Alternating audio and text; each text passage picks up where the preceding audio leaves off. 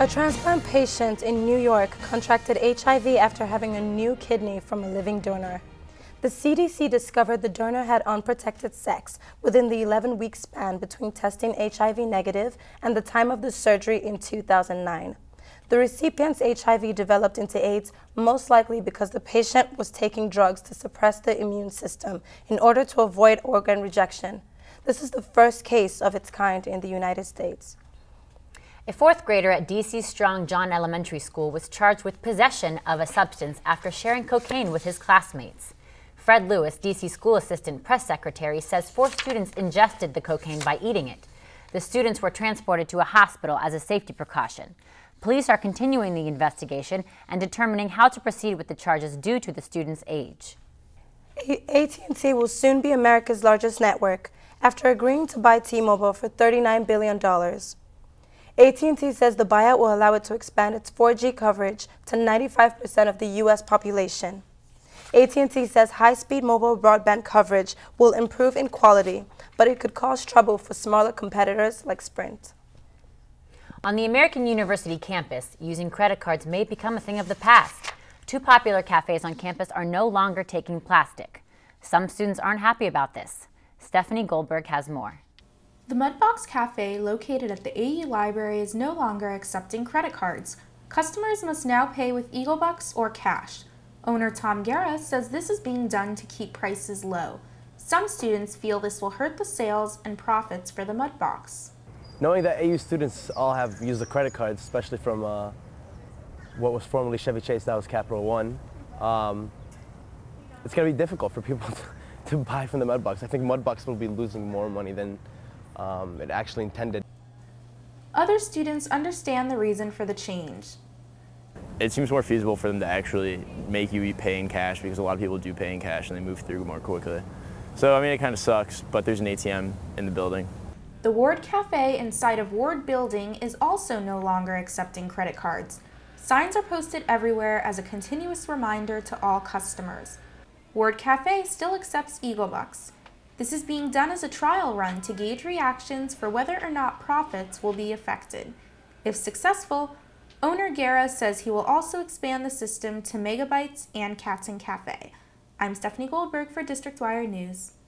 The AU campus store is undergoing renovations to its registers, clothing, and book pickup sections. The store plans to make general upgrades as part of their contract with E-Follett, and the renovation is being completely financed by the company. The plan also includes creating a permanent space for web orders and moving registers so customers can move throughout the store more easily. It has not been determined when the renovations will be done. Some big changes for a popular lounge in one of American University's dorms after vandalism. Let's Hall Sky Lounge will no longer be open for student groups to use. Stephanie Goldberg reports.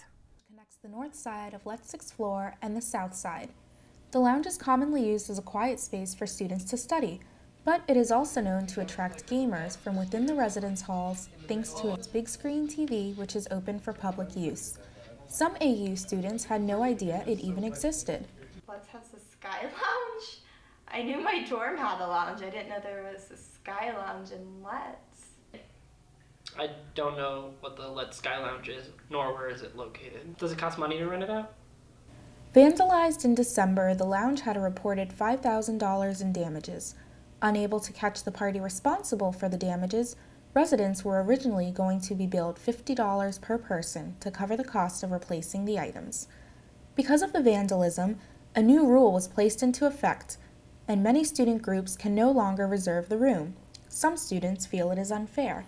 Clubs and organizations are part of the AU community, and we pay funding as part of AU also, so that's not really fair because funding that goes to AU should be open to all parts of AU, including things in the dorms. Housing and Dining also announced that residents will be cut a break, only having to pay $8 instead of the original $50. Some still feel this is not fair.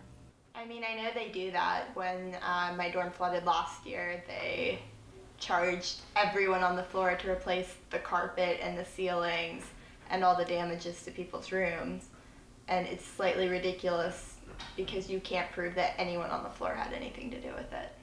Most lounges are located near the elevators of every floor. They are about half the size of the Let Sky Lounge. The lounges there double as a kitchenette with a sink for washing dishes, a stove, and a microwave available for floor use. There are a few small couches and a TV. 2 American university students who are running for student government president are being banned for campaigning by AU Board of Elections. Tim McBride and Jessica Darmohan have been placed on a 24-hour and 8-hour ban after violation of election regulations. The Board of Elections says McBride got an endorsement on Facebook that didn't follow election guidelines. Darmohan had sidewalk chalk advertisements that were too big. Coming up after the break, American university students are putting a new spin on Shakespeare. More on their modernized production after the break. Stay with us.